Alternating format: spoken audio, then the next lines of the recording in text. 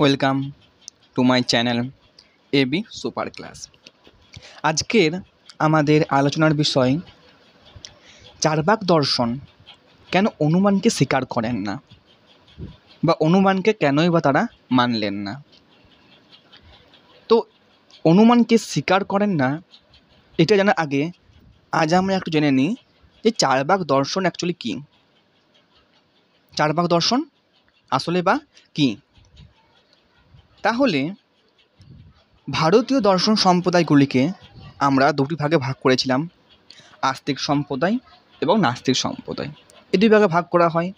নাস্তিক হলো যারা বেদে বিশ্বাস করেন না, তাদের আমরা নাস্তিক বলেছিলাম। তাহলে আমরা নাস্তিক দর্শন বলতে তিনজন সম্প্রদায়কে জেনেছিলাম, যা চার্বাক দর্শন, জৈন দর্শন আর বৌদ্ধ দর্শন। তার মধ্যে চার্বাক দর্শন সম্বন্ধে আজকে আমাদের আলোচনার বিষয়। তাহলে এই চার্বাক দর্শনদের দুই নাস্তিক সম্প্রদায়কে আমরা তিনটি ভাগে ভাগ করলাম, চার্বাক, বৌদ্ধ এবং জৈন। তাহলে এই চার্বাক দর্শনের সঙ্গে বৌদ্ধ এবং জৈন এই সম্প্রদায়ের কী মতবাদ বা কী পার্থক্য রয়েছে সেগুলো একটু দেখা যায়। প্রথমত, চার্বাকগণ বা চার্বাক দর্শন হলো কিন্তু জড়বাদী। জড়বাদী দর্শন কাকে বলা হয়? চার্বাক দর্শনকে। আর বৌদ্ধ ও জৈন সম্প্রদায় হলো আধ্যাত্মবাদী।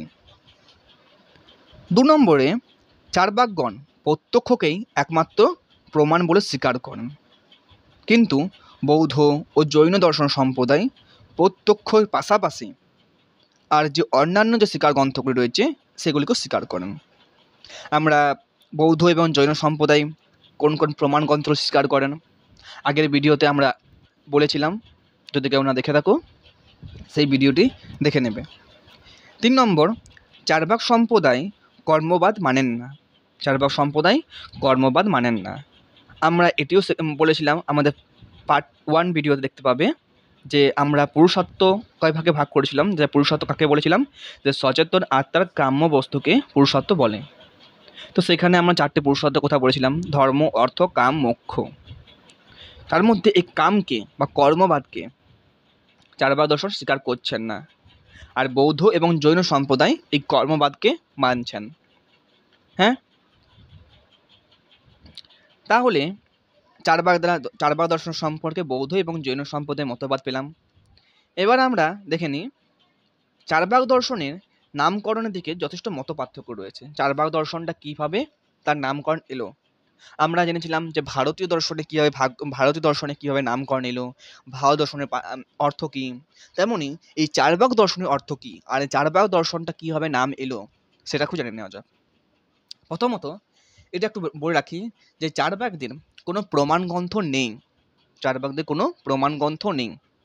চার্বাকদের প্রমাণ গ্রন্থ বলতে গেলে আমরা অনেকে মনে করি যে সর্বদর্শন সংগ্রহ থেকে চার্বাকদের নামটা পাওয়া গিয়েছে, তবে চার্বাকদের কোনো নিজস্ব প্রমাণ গ্রন্থ নেই। তাই চার্বাকদের নামকরণ দিক থেকেও যথেষ্ট মতপার্থক্য রয়েছে। প্রথমত, অনেকে মনে করেন চার্বাক দর্শনের প্রতিষ্ঠাতাকে দেবগুরু বৃহস্পতি। তাহলে অনেকে মনে করেন যে দেবগুরু বৃহস্পতি অসুরদের দেবগুরু বৃহস্পতি কাকে বলা হয় না, দেবতাদের গুরুকে বলা হয় দেবগুরু বৃহস্পতি। তো তিনি অসুরদেরকে বধ করার জন্য একটি দর্শনের আবিষ্কার করেন, যা তার নাম কি ছিল? বৃহস্পতি আরেক নাম ছিল চারু। বৃহস্পতির আরেক নাম ছিল চারু। তো তার নামানুসারে কিন্তু এই চার্বাক দর্শন উৎপত্তি। আবার মনে করেন যে চার্বাক শব্দটি চারু ও বাক শব্দ থেকে উৎপত্তি হয়েছে। চারু ও বাক থেকে। চারু কথার অর্থ কী আর বাক কথার অর্থ কী? চারু কথার অর্থ হলো সুন্দর বা মধুর, আর বাক শব্দের অর্থ হলো কিন্তু কথা বা বাক্য। তাহলে চার্বাক শব্দের অর্থ কি? সুন্দর বা বাক্য, সুন্দর বাক্য বা মধুর কথা। এখান থেকে তোমাদের এমসিকিউ কোশ্চেন আসতে পারে যে চার্বাক শব্দটি অর্থ কি, তখন লিখবে চার্বাক শব্দটি অর্থ হলো চারু ও বাক শব্দের উৎপত্তি, যার অর্থ হলো সুন্দর কথা বা মধুর কথা।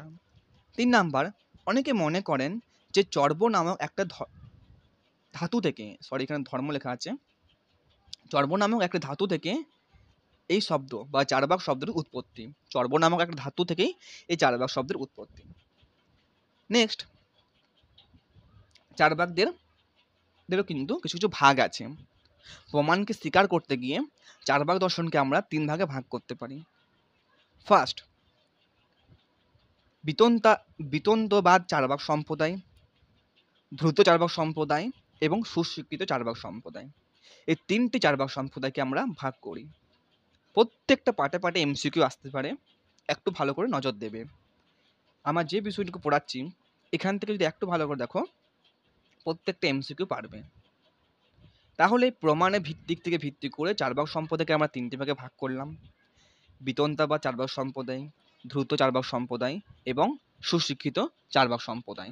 এই 3 ভাগে আমরা ভাগ করতে পারি। নেক্সট, লোকায়ত দর্শন কাকে বলা হয়? না, চারবাক সম্প্রদায়কে এরা এদের নিজস্ব কোনো প্রমাণগ্রন্থ ছিল না, আমরা বললাম। সে সর্বদর্শন সংগ্রহ থেকে চারবাক দর্শনে কি আমরা প্রমাণগ্রন্থ বলে মনে করি।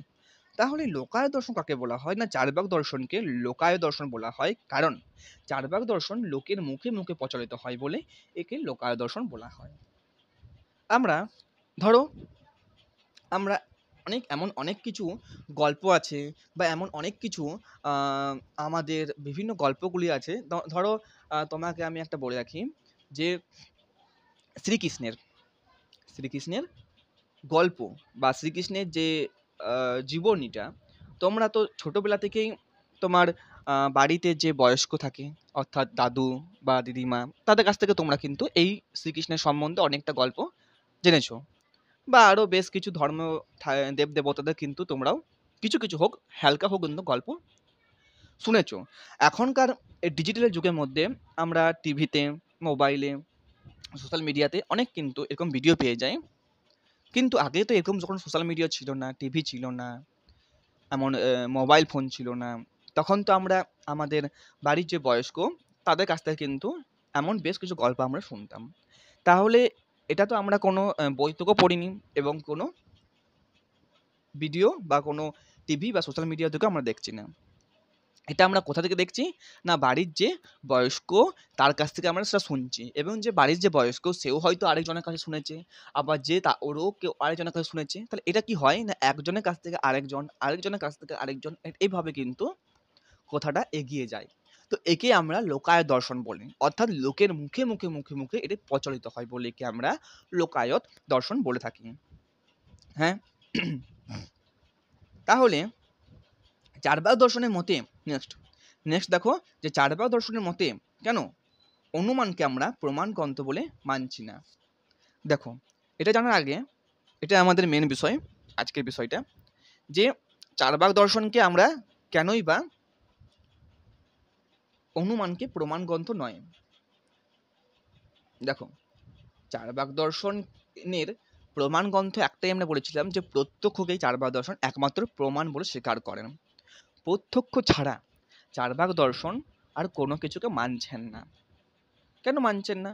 না, চারবাক দর্শন শুধুমাত্র যে চক্ষু প্রত্যক্ষ, অর্থাৎ চোখের সামনে যে ঘটনাগুলি ঘটবে সেই ঘটনাগুলিকে তিনি একমাত্র কিন্তু মানবে, তার বাইরে আর কোনো ঘটনাকে তিনি কিন্তু মানছেন না। চারবাক দর্শন যেহেতু প্রত্যক্ষকেই একমাত্র প্রমাণ বলে স্বীকার করছেন, তাহলে আর অনুমান, শব্দ, উপমান এই সমস্ত কোনো প্রমাণ গ্রন্থগুলিকে তিনি কিন্তু স্বীকার করছেন না। তাছাড়া চারবাক দর্শনকে জড়বাদী দর্শন বলা হয়, কারণ তিনি বলেন যে জড়ই হলো জগতের উৎপত্তি। এই বিষয়টা আসার আগে আর একটু চারবাক দর্শন সম্বন্ধে জেনে নাও, তারপরে এই বিষয়টি আমরা জানাবো, তাহলে আরো ক্লিয়ারই হয়ে যাবে। তাছাড়া আমরা বলেছিলাম যে এই জগৎটি পঞ্চ মহাভূত দ্বারা সৃষ্টি হয়েছে: ক্ষিতি, অব, তেজ, মরু, বোম। কি?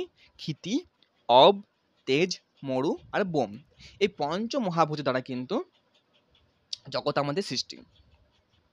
তাহলে জগৎকে অনেকে মনে করছেন, ধরো অনেকেই আমরা কি বলে থাকি যে এই জগৎটা ঈশ্বর সৃষ্টি করেছে, তেমনি অনেক দার্শনিকেরা চারবাককে প্রশ্ন করছে যে এই জগৎ তো ঈশ্বর সৃষ্টি করেছে। তখন চারবাকরা বলছেন যে না, ঈশ্বর জগৎ সৃষ্টি করেননি, জগৎ সৃষ্টি করেছে কে? এই পাঁচটি মহাভূত। পাঁচটি মহাভূত কীভাবে জগৎ সৃষ্টি করছে? তখন অন্যান্য দার্শনিকরা বললেন যে এই 5টি মহাবোধ কিভাবে জগৎ সৃষ্টি করছে। তখন চার্বাকরা বলছে আমরা সকলে পান খেয়েছি, তো পান খাওয়ার সময় পানকে যদি আমরা শুধু পানটাকে মুখে নিই তাহলে পান কিন্তু লাল হবে না। পানের সঙ্গে যদি আমরা চুন, বহেরা, সুপারি এ সমস্ত মিশিয়ে খাই তাহলে কি হবে না, পানটা কিন্তু লাল হবে।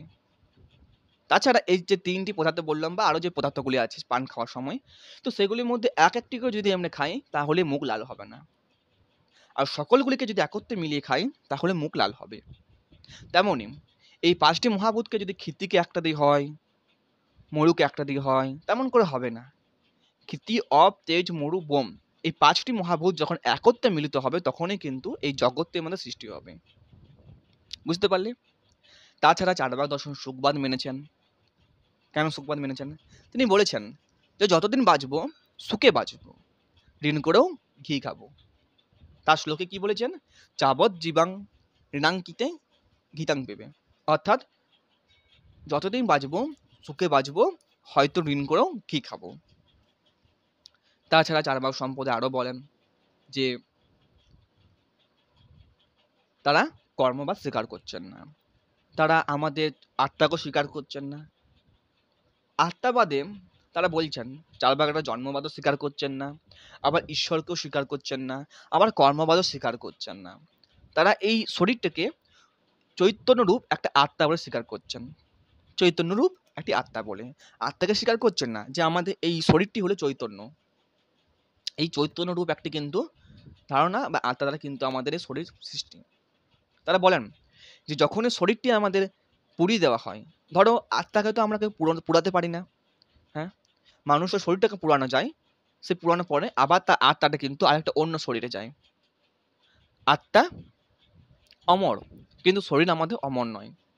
আত্মা একটা শরীর থেকে আরেকটা শরীর, আবার আরেকটা শরীর থেকে আরেকটা শরীর যাচ্ছে, কিন্তু আত্মা একটা শরীর থেকে আরেকটা শরীর যাচ্ছে না, একটা শরীরের মধ্যে শরীরটা রয়ে যাচ্ছে, শরীরটা আমাদের। তাহলে চার্বাকরা বলছেন যে না, আমাদের এই শরীরটা যখনই ধ্বংস হবে তখনই আমরা কিন্তু আমাদের আত্মারও কিন্তু ধ্বংস হয়ে যাবে। কাজেই বলছি যে আমাদের শরীরটি হলো কিন্তু এক চৈতন্যরূপ আত্মা। তাহলে ক্লিয়ার? এবার আমরা এই অনুমানকে জানি। ধরো আমরা পার্ট 2-এ আমরা বলেছিলাম যে 6টি আমাদের প্রমাণ আছে। কি কি? প্রত্যক্ষ, অনুমান, উপমান, শব্দ, অর্থোপলব্ধি আর অনুপলব্ধি। তার মধ্যে আমরা এই প্রত্যক্ষ কি, সেই প্রত্যক্ষকে জানবো। প্রত্যক্ষ কি না, প্রত্যক্ষ বলতে গেলে আমাদের ইন্দ্রিয়ের সঙ্গে বিষয়ে যে সংযোগ হচ্ছে তার ফলে কিন্তু আমরা ইন্দ্রিয়ের সঙ্গে বিষয়ের সংযোগের ফলে যে সংশয়মুক্ত জ্ঞান লাভ হয় তখন তাকে আমরা প্রত্যক্ষ বলি। অর্থাৎ ইন্দ্রিয়াত্ম সন্নিকর্ষ প্রণম জ্ঞানম অবদেশম অবিচারী ব্যবসাত্ম প্রত্যক্ষম। অর্থাৎ ইন্দ্রিয়ের সঙ্গে বিষয়ের সংযোগের ফলে যে সংশয়মুক্ত জ্ঞান লাভ হয় তখন তাকে আমরা প্রত্যক্ষ বলি। আর অনুমান কাকে বলা হয় না, জ্ঞাত বিষয় থেকে অজ্ঞাত বিষয়ে যে জ্ঞান হয় তাকে আমরা কিন্তু অনুমান করে থাকি। এটুকু আমরা জেনেছিলাম। তাহলে এই অনুমানকে কেন মানছেন না আর প্রত্যক্ষ কেন মানছেন না? চার্বাক দর্শন প্রত্যক্ষ কেন মানছে না? প্রত্যক্ষ দ্বারা কিন্তু একেবারে কিন্তু কি সম্পূর্ণ শুদ্ধ জ্ঞান লাভ করা যায়, হ্যাঁ, অনুমান দ্বারা সেটা লাভ করা যায় না। অনুমান দ্বারা বাসি জ্ঞান লাভ করা যায়। অর্থাৎ আমরা তাও বলেছিলাম, পার্ট 2 দেখে নেবে ভিডিওটা, তাহলে এটা খুব ক্লিয়ার হয়ে যাবে যে একটা শিশু তার মা যখন রান্না করছে বা রুটি বেলছে বা রুটি করছে তখন শিশু যখন সেই রুটিটাকে নিতে যাচ্ছে তখন রুটির যে রুটিটা ছিঁড়ে পড়ে তার ভাবটা হাতে লাগছে এবং তখনই শিশুটি সে জ্ঞানটা লাভ করলো যে রুটিটা ছিঁড়লে হাতটা পুড়ে যায়। তাই সে যখনই ওই রুটিটার কাছে যাবে বা রুটিটা দেখবে তখন তার একটাই কথা মনে পড়বে যে রুটিটা লাললে কিন্তু আর গরম হয়, তাই আর সে রুটিটার কাছে যাবে না। এটা আমরা কি বললাম, এটা অনুমানের উপর নির্ভর করে থাকে। তাই অনুমান কি হয় না, অজ্ঞাত মানে জ্ঞাত বিষয় থেকে অজ্ঞাত বিষয় সম্বন্ধে জ্ঞান দেয়। তাছাড়া যে কোনো অনুমান প্রক্রিয়া কিন্তু 3টি বিষয়ের উপর নির্ভর করে থাকে: পক্ষ, সাধ্য ও হেতু। অনুমানের ক্ষেত্রে যে বিষয়টি অনুমান করা হয় অর্থাৎ প্রমাণকে করতে চাওয়া হয় তাকে আমরা সাধ্য বলে থাকি, আর যে অধিকরণে সাধ্য আছে কি না, যে সাধ্যটা আদৌ আছে এইরূপ জ্ঞান হয়, তখন তাকে আমরা সেই অধিকরণকে আমরা পক্ষ বলে থাকি। আর যার সাহায্যে পক্ষের সাধ্যের অনুমান করা হয় তাকে আমরা হেতু বলে থাকি। একটি উদাহরণ দিয়ে এই পক্ষ আর সাধ্য আর হেতু এই জিনিসটা কি সম্পূর্ণ কিন্তু জানতে পাওয়া যাবে। দেখো, একটা উদাহরণস্বরূপ দেখা যাক। ধরো একটি পর্বতে ধূমবান, ধূম মানে কি ধোঁয়া, একটি পর্বতে ধোঁয়া দেখা দিচ্ছে। তো যেখানে যেখানে ধূম থাকে সেখানে সেখানে বহি থাকে। অর্থাৎ আমরা জানি যে যেখানে যেখানে আগুন থাকবে সেখানে সেখানে কিন্তু বহি অর্থাৎ ধোঁয়া থাকবে। তাহলে ওই পর্বতটি বহিমান অর্থাৎ ধোঁয়া দেখা দিচ্ছে। তাহলে আমরা কি আন্দাজ করতে পারবো যে ওখানে হয়তো আগুনও আছে। এখানে ধূমের সঙ্গে বহির অর্থাৎ ধূমের সঙ্গে ধোঁয়ার সঙ্গে আগুনের একটি হেতুর সঙ্গে সাধ্যের যে সম্পর্ক, হেতু কোনটা?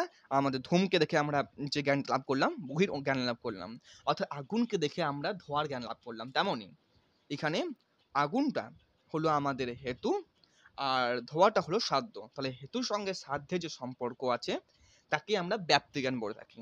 তাহলে এই জিনিসটা একটু দেখে রাখো যে হেতুর সঙ্গে সাধ্যের যে সম্পর্ক তাকে আমরা ব্যাপ্তি জ্ঞান বলে থাকছি। এই জিনিসটা একটু দেখে রাখো, নেক্সট পেরাতেই আমরা এই সম্বন্ধে আলোচনা করব। তাহলে সাধ্যের সঙ্গে হেতুর সঙ্গে সাধ্যের যে সম্পর্ক তাকে আমরা ব্যাপ্তি জ্ঞান বলে থাকলাম। তাহলে ব্যাপ্তি জ্ঞান অনুমানের ভিত্তি, ব্যাপ্তি জ্ঞানের দ্বারা কিন্তু অনুমান নির্ভর করে। তাহলে ওইটুকু আমরা ক্লিয়ার পেলাম যে হয়ে গেল আমাদের যে একটা ধূমকে যখন আমরা দেখব তখন আমাদের বহির আগমন হবে এবং ওই ধূমটাকে এবং বহিটাকে দেখে পরে আমরা যে জ্ঞানটা লাভ করব যে হ্যাঁ ওটা আগুন আছে, এবং সেইখানটি কিন্তু আমাদের অনুমানের উপর নির্ভর করবে যে যখনই আমরা ধোঁয়া দেখব তখন আগুন থাকবে এবং যখনই আগুন দেখব তখন ধোঁয়া থাকবে। এই জ্ঞানটা আমাদের কিন্তু অটোমেটিকলি হয়ে যাবে। তাহলে চার্বাক দর্শন অনুমানকে প্রমাণ বলে স্বীকার করেন না কেন? দেখো, চার্বাক দর্শন অনুমানকে প্রমাণ বলে স্বীকার করছেন না কারণ অনুমান যেহেতু ব্যাপ্তি জ্ঞানের উপর নির্ভর। আমরা এটা একটু আগেই জানলাম যে অনুমান ব্যাপ্তি জ্ঞানের উপর নির্ভর। কেমন হবে না এবং সাধ্য এবং পক্ষ এই দুটিকে একত্রে ফলে কিন্তু আমরা অনুমান লাভ করতে পারছি। তাহলে আর চার্বাক দর্শন যেহেতু প্রত্যক্ষকে একমাত্র প্রমাণ বলে স্বীকার করছেন, হ্যাঁ, যে আমরা আমার স্বচক্ষে যে বিষয়টি দেখব সেটাকে আমরা স্বীকার করব। আর একটি পাহাড়ের ওপরে একটি ধোঁয়া দেখা দিচ্ছে, আগুন দেখা দিচ্ছে না, তা সেটাকে আমরা কিভাবে স্বীকার করব? তো সেটা তো ব্যাপ্তি জ্ঞানের উপর নির্ভর করছে না। তাহলে অনুমান যেহেতু ব্যাপ্তি জ্ঞানের উপর নির্ভর, তাই চার্বাকরা কিন্তু আর ব্যাপ্তি জ্ঞান যেহেতু প্রত্যক্ষযোগ্য নয়, তাই চার্বাক দর্শন এই ব্যাপ্তি জ্ঞান অর্থাৎ অনুমানকে স্বীকার করছেন না। আবার এমনও কোশ্চেন আসতে পারে যে চার্বাক দর্শন শব্দের কেন প্রমাণ বলে স্বীকার করছেন না? একই উত্তর, শব্দ সর্বদা কিন্তু অনুমানের উপর নির্ভর করে, আর চার্বাক তো অনুমানকে স্বীকারই করছে না। অনুমান সর্বদাই উপমান আর শব্দ, এই উপমান আর শব্দ এই দুটি বিষয় কিন্তু অনুমানের উপর নির্ভর করে। প্রত্যক্ষযোগ্য সমস্ত বিষয় কিন্তু প্রত্যক্ষযোগ্য হবে কি? সমস্ত বিষয় প্রত্যক্ষযোগ্য হবে। ধরো প্রত্যক্ষযোগ্য না হয় তাহলে অনুমানও হবে না। আমরা একদিন না একদিন এসে আগুনটা বা ধোঁয়াটাকে দেখেছি তাই আমরা অনুমান করতে পারছি, তাহলে সেটা প্রত্যক্ষযোগ্য। প্রত্যেকটা জিনিসে আমাদের প্রত্যক্ষযোগ্য। প্রত্যক্ষযোগ্য যদি না হয় তাহলে সেটাকে আমরা কিন্তু মানব না। তাই সেটাকে কিন্তু প্রত্যক্ষযোগ্য হতেই হবে। হ্যাঁ, তাছাড়া অনুমান যেহেতু আমরা ব্যাপ্তি জ্ঞান দিল, তাই তারা প্রত্যক্ষযোগ্য নয়, তাই চার্বাকরা প্রত্যক্ষ বলে স্বীকার করছেন না। আর অনুমান উপমানের উপর নির্ভর করে, উপমান অনুমানের উপর নির্ভর করে, তাই অনুমানটাকে মানছেন না। আবার শব্দ কিন্তু অনুমানের উপর নির্ভর করে। শব্দটা আমরা বলেছিলাম যে শব্দ কাকে বলা হয় না বিশ্বাসযোগ্য ব্যক্তির বাণী, তাকে আমরা শব্দ বলেছিলাম। একজন অন্ধ ব্যক্তি শুধুমাত্র এই বিশ্বাসযোগ্য যে ব্যক্তি তাকেই বিশ্বাস করবে। আর কেন বিশ্বাসযোগ্য ব্যক্তিকে বিশ্বাস করবে? সেও একদিন কিন্তু যখন তার চোখ ছিল ঠিক ছিল তখন সে কিন্তু সেই ব্যক্তিকে সে দেখেছে, এবং তার অনুমানের উপর নির্ভর যে সে যতদিন কাজ করেছে বা তার সঙ্গে যতদিন ছিল বা তার সঙ্গে যত রকম কথাবার্তা বলেছে বা তার সঙ্গে যতটুকু সময় কাটিয়েছে তার মধ্যে কোনো রকম কিন্তু তার কোনো খারাপ দিক দিতে পারি না। সে সম্পূর্ণ তাকে কিন্তু সহায়তা বা সাহায্য করেছে, তাই সে বিশ্বাসযোগ্য। তাহলে অনুমানের উপর নির্ভর করে শব্দটাও। তাহলে আজকে আমরা এইটুকু জানতে পারলাম। তাছাড়া ন্যায় দর্শনে কিন্তু বলছেন যে আমাদের অনুমানটা কি ব্যাপ্তি জ্ঞানের উপর নির্ভর, আর কিছু না। ব্যাপ্তি জ্ঞানের উপর নির্ভর কোন জ্ঞানটা আমাদের? আমাদের অনুমান। হ্যাঁ, তাছাড়া ধরো যদি ব্যক্তিজ্ঞানের উপর নির্ভর না হয়, ব্যক্তিজ্ঞানের উপর যদি নাই নির্ভর করা হয়, তাহলে কিন্তু অনবশ্য দোষ ঘটবে। কেন ঘটবে না? ধরো ব্যাপ্তি জ্ঞান হলে অনবশ্য দোষ ঘটে। একটা অনুমান করলাম, আর একটা ধরো সাধ্য হেতু, হেতু সাধ্য, সাধ্য হেতু, এমনভাবে কিন্তু কি বিক্রিয়া ঘটেই যাবে। তাহলে কিন্তু এটা অনবশ্য দোষ ঘটবে, তার সঠিক জ্ঞান পাওয়া যাবে না। তাছাড়া আমরা অনুমানকে যখন মানবো তখন সেটা অন্ধকারে লাভ দেওয়ার মতো হবে। অবভিয়াসলি অন্ধকার লাভ দেওয়ার মতো হবে। আমরা পার্ট 1 এ ভিডিওতে দেখতে পাবে যে আমরা আলোচনা করেছিলাম যে যথার্থ জ্ঞান এবং অযথার্থ জ্ঞান। সেই যথার্থ জ্ঞান এবং অযথার্থ জ্ঞানের মধ্যে আমরা বলেছিলাম যে ধরো একটা অন্ধকারে একটি লাঠি বা একটি দড়ি পড়ে আছে। তো আমার দূর থেকে সেটাকে কিন্তু সাপ বলে মনে করলাম। তো সামনে যখন গেলাম তখন দেখলাম না ওটা লাঠি। আবার অনেকে ওটা যথার্থ জ্ঞান হলো। না সরি, অযথার্থ জ্ঞান হলো। কারণ আমরা একটা মনে করেছি। আর আরেকটা যেরপর দেখলাম যে ওটা আরেকটা, তাহলে ওটা অযথার্থ জ্ঞান হলো। আর আমরা এখান থেকে যখন মনে করব যে হয়তো এটা সাপ বটে, আমরা সামনে যে দেখলাম সাপ, তাহলে যথার্থ জ্ঞান হবে। তাহলে কি এটা আমরা অন্ধকারে লাভ দিচ্ছি। অর্থাৎ আমরা অনুমান করে নিচ্ছি। যে অনুমানটাকে কি হয় না, একটু অন্ধকারে লাভ দেওয়া বস্তু। অন্ধকারে লাভ দিলে আমরা যে জ্ঞানটা পাবো, তেমনই একটা অনুমানকে দিলেও সেটা আমরা কিন্তু একই বিষয় পাবো। তাই কিন্তু চার্বাক দর্শন অনুমানকে স্বীকার বলে মানছেন না। তারা একমাত্র প্রত্যক্ষকেই স্বীকার করেছেন। তাহলে আমাদের এইটুকুই আজকের বিষয়। নেক্সট বিষয় আজকে আবার আলোচনা করব। নেক্সট বিষয় নিয়ে পরে ক্লাসে আমরা আবার আসবো। হ্যাঁ, আজকে এইটুকু বিষয় দেখে নেবে। তাছাড়া আগের যে বিষয়গুলো আছে, যে আগের পার্ট 1, পার্ট 2 আপলোড করা হয়েছে ভিডিওগুলো, সেগুলো একটু ভালো করে দেখে নেবে। তাহলে এই ভিডিওটি কিন্তু বুঝতে সুবিধা হবে। আর ফিলোজফি প্রত্যেকটা ক্লাস কিন্তু সম্পূর্ণভাবে জানতে হবে। একটা ক্লাস মিস করলেও কিন্তু বা একটুকু গ্যাপ দিলেও কিন্তু ফিলোজফি বোঝা যায় না। ফিলোজফিতে একটা ক্লাসের সঙ্গে আরেকটা ক্লাসের লিঙ্ক থাকে। তাই সেটা যদি ভালো করে বুঝতে পারো, প্রত্যেকটা ক্লাস, আমার ক্লাস বলে নয়, যারা ক্লাস করাচ্ছে সমস্ত ক্লাসগুলো যদি একটু ভালো করে দেখো, তাহলে কিন্তু ফিলোসফিটা বুঝতে খুব সুবিধা হবে। হ্যাঁ, তাহলে আজকে এইটুকুই। লাইক, শেয়ার, কমেন্ট করে দাও এবং সাবস্ক্রাইব করে রাখো, যাতে সমস্ত ভিডিও তুমি আমার আগেই পেয়ে যাও। তাহলে আজকে এইটুকুই। আবার নেক্সট ক্লাস নিয়ে আমরা আসবো। ভালো থেকো, সুস্থ থেকো।